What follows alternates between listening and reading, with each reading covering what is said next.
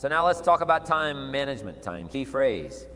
We all have a limited supply. My father had 90 years, but it seemed 93 years, but it seemed short in his seemingly long life of 93 years. It was short because it just seems like if we only had more time.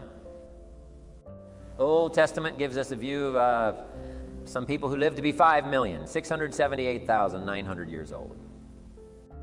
If I have a chance to ask, I will ask, how come we got shortchanged? Wouldn't that be a good question? If you had a chance to ask, imagine 78,900 years to watch generation after generation after generation after generation stay healthy and well. I mean, you got to be healthy to make it to 900. You got to take your vitamins. I'm pushing the Bible. I am pushing vitamins. I'm doing good today. So the key is time is precious. Now let me give you Bill Bailey's description of time. Life is not just the passing of time. Life is not just the passing of time.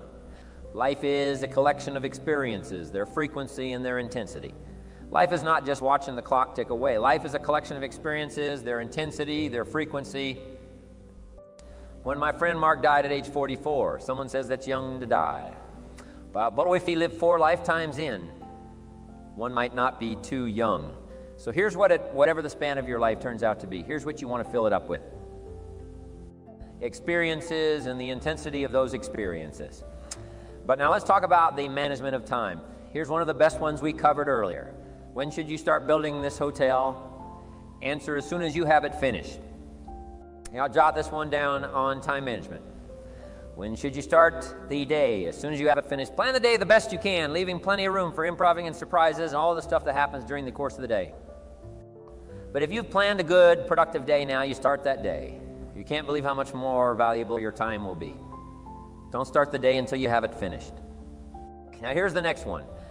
Don't start the week until you've had it finished. Now to lay out a week is a pretty good challenge. Next, don't start the month until you have it finished. Places to go and the people to see and the productivity and the sales and the customers. And the development and all the rest of what you want to accomplish during the course of 30 days. Don't start the month till it's finished. And then here's the big one. This is really challenging. Don't start the year until you have it finished to the best of your ability. It can't be finished like minute by minute. But in terms of the sweep of what you want to accomplish in the year 2002, make sure that that's set and ready to go by the time January 1st rolls around, and it might get all upset and it might get torn up and you do anew and you make so much progress the first 90 days that now you've got. You've multiplied it all by 2 by 3. Because that happened to me. I thought, wow, here's how this is going to be a great year. By the time I'd finished the 3rd month, I'm rolling. I'm sore and so many things are happening. I revised my whole year's plan. Okay, now jot this down, approaches to the management of time. Here's the first one. Ignore the subject. I mean, that's good advice. Don't let anything overly bug you. Because you remember now you don't have to do anything. So I said, well, I got to get a handle on my time. The answer is no, you don't. If you want to let it all go, you can let it all go. I mean, this is good advice. Somebody says you ought, say, put this down. Ignore all the you oughts or you should. Only if they're giving general information, we should. It's better to say if you're teaching, we should not, you should. We should.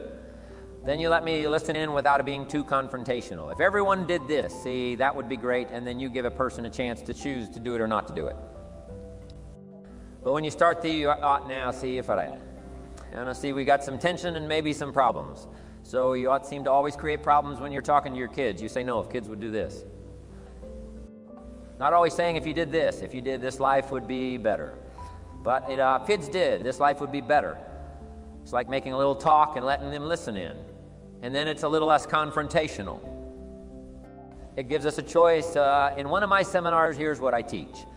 All life forms strives to the max of its potential except human beings. All life forms strives to the max of its potential except human beings. How tall will a tree grow? As tall as it possibly can. You never heard of a tree growing half as high as it could. No, trees don't grow. Half a tree drives its roots as deep as it can, reaches as high as it can, produces every leaf it can, every fruit it possibly can to the max. Every life form strives to the max except human beings. Now, why not human beings? Jot this down.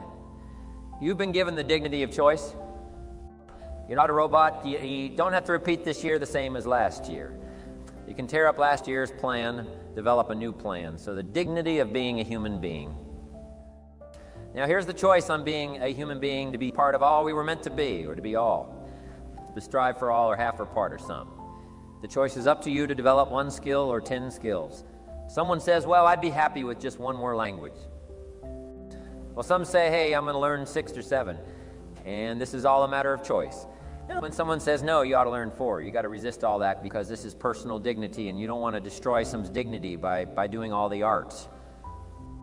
And they feel reluctant to do it. Now we've got problems. So if you want to just ignore this subject on time management, now here's the next one. Step down to something easier. The guy's in sales, and he says, oh, I want to own the company. Finally owns the company. Now he's got no time to play golf. He said, when I was in sales, I was making big money playing gi 3 days a week. Stuck with this owning something. Okay, heck with managing, my life was never my own. After I started to manage, I'm going back to sales. See, this is the key. If you're getting too pressed, you might consider stepping down to something with a little easier time pressure, little girl says to her mother. Daddy comes home, brings his briefcase, and pats me on the head and says, hello. Disappears and works on these papers. How come my daddy doesn't play with me? And her mother said, look, your daddy loves you very much, but he has. He's so busy at work, he can't get it all done. He has to bring it home. He loves you, but that's why he can't play with you. And the little girl said, why don't they just put him in a slower group? So jot this down now. If you don't have time for your kids, you might consider joining a slower group.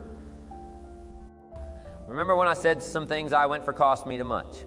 So reconsider next key to time management. And that's work longer and harder. But see, there's a limit to that.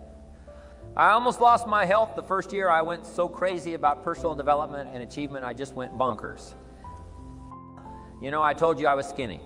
But at the end of that first year, I was a walking shadow, and then it suddenly occurred to me, what if I got rich in 2? I'll spend it. I mean, that was a shocker. So I started, developing a little more reasonable, because I said if 12 hours won't do it, I'll work 14. If that won't do it, I'll work 18. I mean, how many hours it takes. And sure enough, it cost me too much. So see, working longer and harder for some might be appropriate. If you're just sitting around not doing that much, this might be good. Work longer and harder, but you can only work so hard. Here's the key, and not to work harder, but smarter. When you've worked as hard as you can, doing the best you can in terms of physical output in the reasonable time.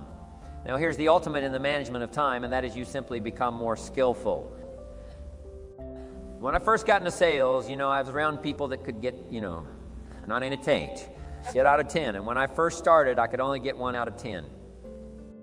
But here's what I did. I worked around the clock, so that I would make up in numbers what I lacked in skill. That's good in sales. You got to jot that down. When you're new, you make up in numbers what you lack in skill. Now, when you become more skillful, the numbers can go down, because now your persuasive ability and all of that is now so high that you don't need to put as many numbers out. But at first, if you want to compete or if you want to really get good, you've got to put in the numbers. But if you get more from yourself, develop more of yourself. Now, the time management becomes an easier task. Here's the next thing. Either you run the project or it runs you. I found out when you start something at first, you're in charge. All of a sudden, a year later, it's in charge. Some of the companies I started, I'm telling you, I'm in control. A couple years later, I'm out of control. At first, I've got it on the run. 2 years later, it's got me on the run, haven't got enough time. I'm dizzy with trying to get it all done. So here's part of the key, and that's to get in charge. Joel, I'm going to take charge of my health. One of my albums is entitled, Take Charge of Your Life. Take charge of your time. Take charge of your resources, which we're going to talk about next. Take charge of your health. You're the one that's responsible for it. It's not a requirement of society that you not have a heart attack and take care of your family. That's not a requirement of society, but you must make it a requirement of yourself. Society doesn't require that you build a financial wall around your family. Nothing can get through. That's not a requirement of society. It's a requirement you impose on yourself to build a financial wall around your family. Nothing can get through. So impose on yourself the self-development of being in charge. Taking charge of your life and your health and your future and your responsibilities and all the rest. Next reasonable time is enough time to achieve all of your goals. Just jot that down. Reasonable time is enough time. I had to learn that reasonable time is enough time. Here's why. It's not the hours you put in, it's what you put in the hours. If you start depositing greater ideas into the hours you've got later, then now, I'm telling you later, you can't believe the productivity that will flow. The ideas you can't think of now, a year from now, they'll start to flow. And when you deposit those ideas in the hours, you've got productivity multiplies by 23,510. Next, time management essential. We've already covered the first one, written set of goals. And then do priorities on your goals. What's important this week? What's important this month? Here's the next one. Often reviews. Just go over your goals to make sure that your list is working for you. It's got you inspired. It's got you turned on. Somebody says, how come you're up so early? Say, if you were headed where I'm headed, you'd be up early too. Well, if you were going to meet who I'm going to meet, you'd be up early. If it was going to stack up for you like it's stacking up for me, you'd be getting up early. Here's some more time management essentials. Learn to study what we call majors and minors. You pick up the phone. Here's what you must say when you pick up the phone. Is this a major conversation or a minor conversation? If it's minor, a few pleasantries and you're done. If it's major, maybe you've got to make a few notes. So here's the next one. Important conversations, make an agenda before you make the call. Jot down a little agenda. It's so easy now to just talk out of your head. Do you ever hear a conversation like this? Like this. Let's see. There was something else. See? You don't look that swift. I can't think of it right now. I'll call you back. See, you look a little incompetent. Let's see. There was something. It escapes me right now, really. So we got this. Now make an agenda before you make a call. If it's an important call now later, that saves you all kinds of stuff. You call John and the salesman, say, John, remember those 4 things we went over? Said, no, we didn't talk about that. And then you pull out your daytime or whatever. And there's the list you made when you made the call. He said, oh yes, seems like I do remember. And you've got him with your list. If it's just salespeople especially can talk you out of what's in your head, it's true. No, we didn't talk about that. And if you don't have a little proof, I'm telling you, it's gone. So make an agenda before you make a call. So what's major? What's minor? Now here's the key on this. Don't major minor things. If you take up major time to do minor things, I'm telling you, you'll be behind the curve constantly. Here's what we learn in sales training. What's major time? What's minor time? Here's minor time thinking about prospects. Here's minor time making lists of prospects. Here's minor time keeping books on prospects. Here's minor time going to see the prospect. Here's minor time evaluating the prospect after you've been there. That's all minor time. Here's major time in the presence of the prospect. That's mine. That's major time. And if you took a look, if you're in sales and you took a look at a week, you'd say, my gosh, I'm spending 90% of my time on the minor stuff. And so little time on the major stuff in the presence of how many hours in the presence of in my day? How many hours in the presence of during my sales week? Because the time that really counts is in the presence of the prospect majors and minors. Here's another key time management essential. Don't mistake movement for achievement. It's easy to get faked out by being busy. Guy comes home at night all exhausted, falls in the chair and says, oh, I've been going. Here's the big question. Doing what? It's not the go. And some people are going, and they're doing figure eights. I mean, their progress is small. So don't mistake movement for achievement. There's another one in sales. We learn don't mistake courtesy for consent. If somebody's pleasant and they nod, you say, oh, they're going to buy. No, they're courteous. You can't mistake courtesy for consent. Now here's a big one, concentration. I had to learn this all those years ago. I'm in the shower trying to compose a letter found. Turns out to be a strange letter. So here's what I learned to do. Save the work till you get to the office. Save the work till you get to the work. Don't try to get to the office on the way to work. On the way to work, enjoy the way in the shower. Enjoy the shower. Then go to work when you get to work. I found this to be helpful. Concentration. Here's another big one. Learn to say no. I'm telling you, in such a social society we have now, it's so easy to try to be a nice person saying yes, yes, yes to everything. Find yourself overloaded, and now you got to call and make the, all the time it takes to back out of something that you said yes to too quickly. Here's what might be better. I don't think so. But if that changes, I'll call you little things you can use not to commit over. Commit yourself. My friend Ron Reynolds says, don't let your mouth overload your back. It's a good one. Now here's a big one on time management. When you work, work. When you play, play.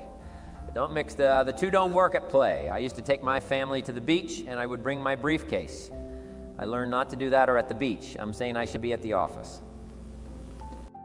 I should be at the office. Now my family's upset because I'm at the beach and I'm thinking office. Office, office. Now when I'm at the office, I'm thinking what I got to get my family to the beach, the beach, the beach. So things are not going too well at the office because I'm thinking beach. And things are not going too well at the beach because I'm thinking office. Here's what I learned to do at the beach. Be at the beach. At the office. Be at the office when you work, work when you play, play. Don't mix the two, don't work at play. Now here's one of the most important ones. Don't play at work. Work is too serious. You don't want the reputation of being the office joker. It's not a good one. Yes, there's time for some pleasant stories. Yes, there's time for a little humor. Yes, the best if it's a happy office, of course.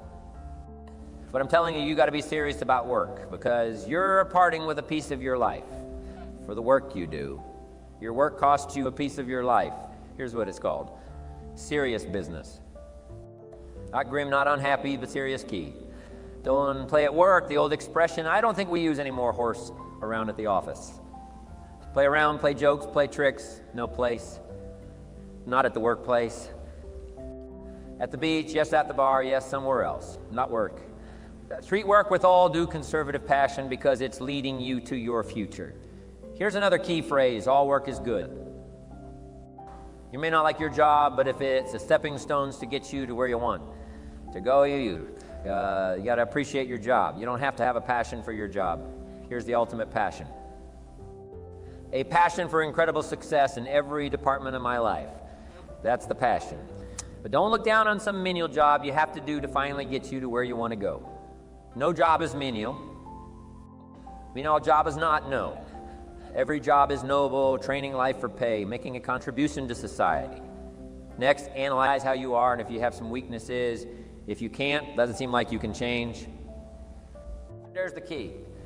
Get it covered. I used to keep promising myself I'd keep the books, keep the books, keep the books. Finally, I gave that up, and back then, it only took me an extra $50-$60 a month for some accountant to keep the books. I said, no, I'm going to save the $50. You can't believe what I started losing in productivity because I tried to save the $50. So the key is a lot of time. You can stay like you are, but just make sure you get it covered. Okay.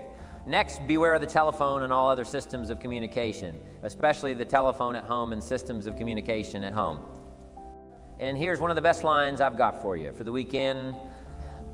Let all communication systems serve you, but don't let them intrude. When it comes time to have dinner with your family, you shut off all systems unless the ones that can take messages silently.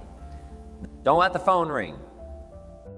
Don't let anybody intrude come through the front door, nor this back door, nor through the telephone or any other device, so you can't reach John and his family when he's having dinner. The President of the United States couldn't get through.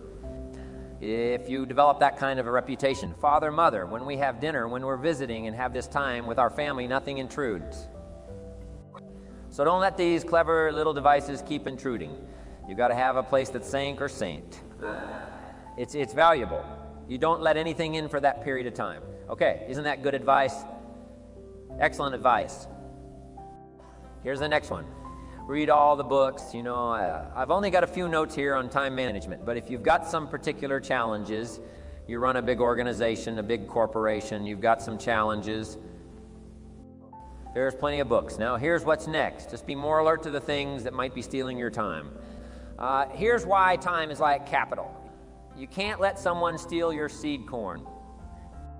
You can't let someone steal your capital, and you can't let someone steal your time. You must designate your time. And some of the time that you designate, you must not let anyone steal casual time. You might let someone intrude and steal a little bit and take a little bit, but not serious time. Next, one of the great time management savers is to learn to ask questions up front. Sometimes you talk to somebody for an hour and then you ask questions and find out if you would have asked those questions up front. You could have saved yourself an hour. Asking questions up front helps you to get to the problem now, but if you just launch into some discourse, you might waste 30 minutes. Waste an hour when here's what you should have been talking about. After you finished an hour, you say, John, what's really the problem? He said, well, it's something personal. See, that's what you should have been talking about this whole hour. Okay, next learn to think on paper. Then we're going to take a break. Some ways to think on paper, or one we've covered, one solving problems.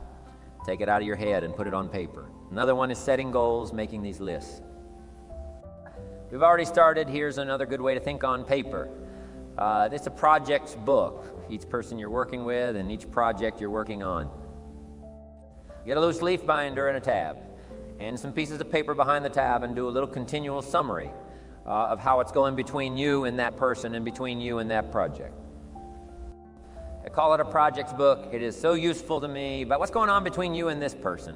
When you last got together, what did you talk about? And you got a few notes here. Here's what we talked about the last time we got together. You know, when you get together again, you can review that. So you'll know better what to talk about when the president gets ready to travel and he's going to meet some important people. Guess what? They bring him all these briefing books, right? The last time you were with Khrushchev, Kennedy is informed. Here's what he said, and here's what you said. Kennedy said, oh, that's valuable. I need to remember that if a person is important, it's worth a little running account. You might even have a project booked for your children. Here's what's happening between me and my child. We've talked about this, and we've talked about this, and we've talked about this next daytimer, keeping track of all of your appointments. You know, mine is all filled with, when to catch an airplane, and when to do a seminar, and when to sit down and have a conference. All the rest. Next is a game plan. You know, if you've got a house and insurance is going to come due and some other things are going to come due, you just put it on a spreadsheet and make sure it's taken care of. Key phrase: take things out of your head and put them on paper. And the key is to just experiment with different ways that helps you to do that. Now, here's the last one, thinking on paper, and that's to keep a journal. One of the things I'm known for around the world, have been now for 3,940 years, is keeping a journal. Now, my journal is not it's not necessarily it's not like a diary. It might be part diary. You know, I'm flying over Ireland, and I write down a few little things that impressed me today. I met this person, wow. What an extraordinary event today, I conducted this seminar in Rome 1000. People stood up and sang for me. I've got a little bit of a diary in there, but here's what primarily your journal is for: collecting good ideas. A journal is to collect good ideas on your health, good ideas for your business, good ideas for your future, good ideas for time management. Because I used to take notes on pieces of paper and torn off corners and backs of old envelopes and restaurant placemats, and I threw all this stuff in the drawer. It did not serve me well. I finally learned to get a bound copy right and just keep a journal right. If I was here, I had my journal. I'd be taking notes right these 2 days in my journal. Now, if you're caught without your journal, you just take the notes. When you get back home, you put those notes in your journal. Throw the paper away, because we don't usually go through paper to review. But see, my journals now make up a significant part of my own library. My journal is all reserved privately for my children and my grandchildren. Can you imagine what I've collected over the years? It's unbelievable. There are 3 treasures to leave behind.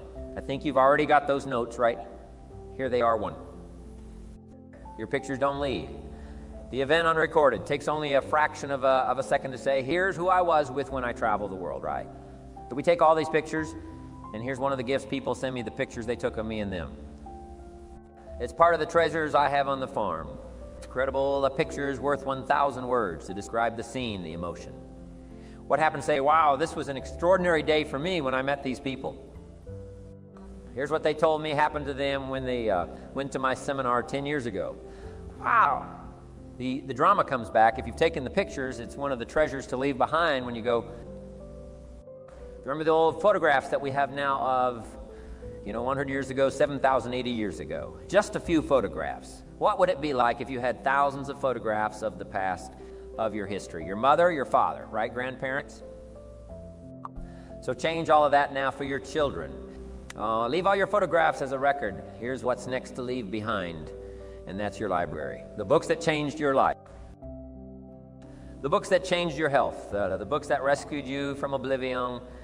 The books that you passed on to other people. They were so exciting for you. The books that made you financially independent. The books that developed your leadership.